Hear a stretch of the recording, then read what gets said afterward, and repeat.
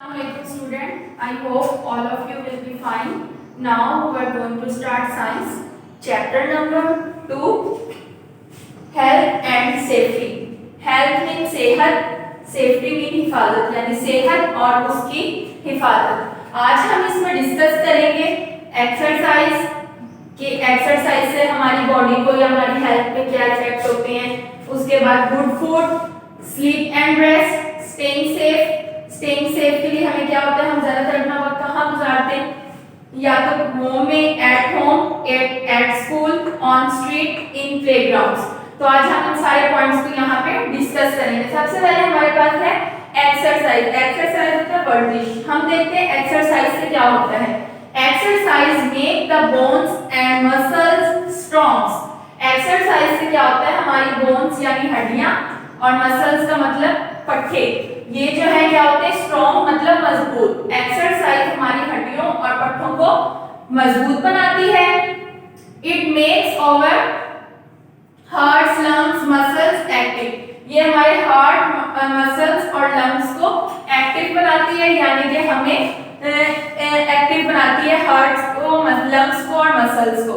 उसके बाद हमारे पास है बैलेंस डाइट। बैलेंस डाइट क्या होता है, यानी कि मुतवाज़न ग़िज़ा।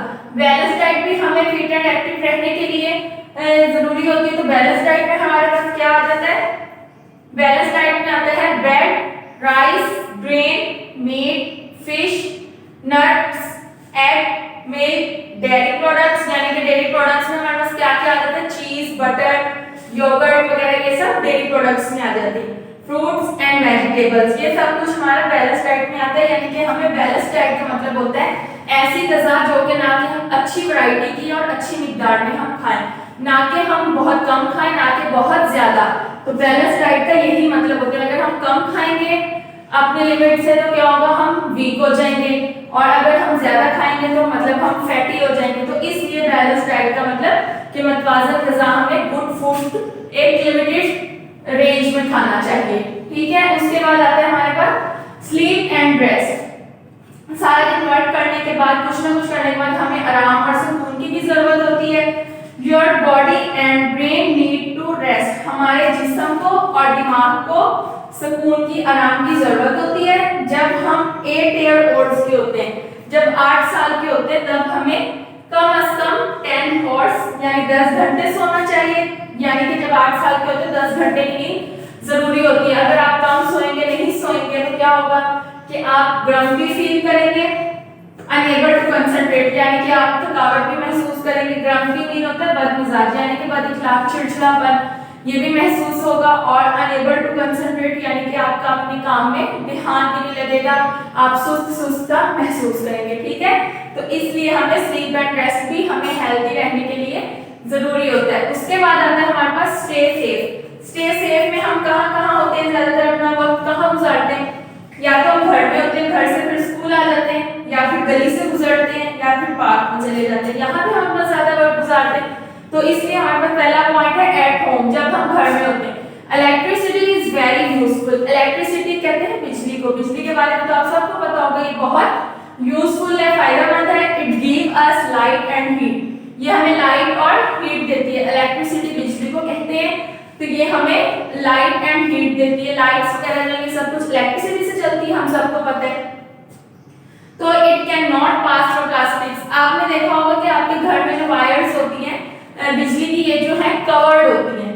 वो क्यों, ताकि क्योंकि उससे जो है करंट लग जाता है, इलेक्ट्रिसिटी से करंट लगने का भी खतरा होता है।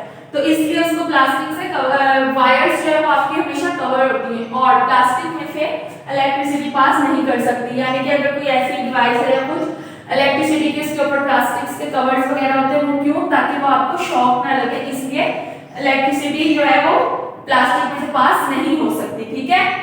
उसके बाद एट स्कूल, जब हम स्कूल में होते हैं, do not throw things in class. हमें क्लास में चीजें इधर उधर नहीं फेंकनी चाहिए।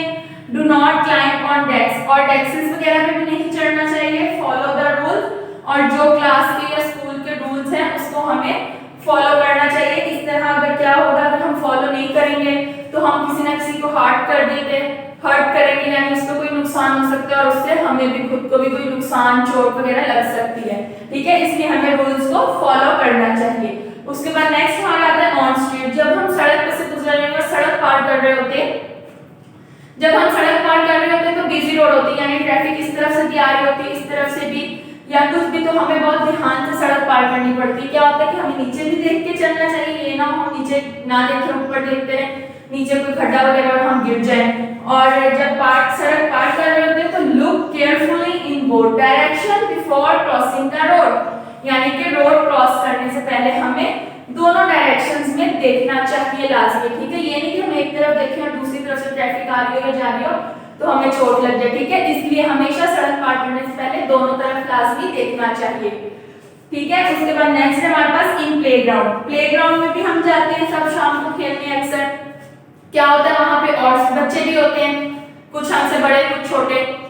तो जब हम प्लेग्राउंड में जाते हैं तो wait for your turns and be patient, वहां पे भी हमें अपनी झूले में जाने के लिए, किसी काम के लिए, खेलने के लिए खेल रहे हैं अगर हम, तो हमें अपनी बारी का इंतजार करना चाहिए इस तरह, और सब्र से काम लेना चाहिए। पेशेंट भी होता है यानी कि सब्र से काम लेना चाहिए, ये नहीं कि उसके लिए हम लड़ाई शुरू कर दें या अपने बैड मैनर्स शो करें, ये सब कुछ मैनर्स के भी खिलाफ होता है, ठीक है। तो इसलिए हमें हमेशा अपनी टर्न का वेट करना चाहिए और सब्र से काम लेना चाहिए। ये आज का हमारा चैप्टर था, इसमें हमने ये सारे टॉपिक्स को देखा। इसका आप लोग अच्छे से इसको रीड करेंगे और इसका जो सॉल्व वर्ड है वो आपको पीडीएफ में मिल जाएगा।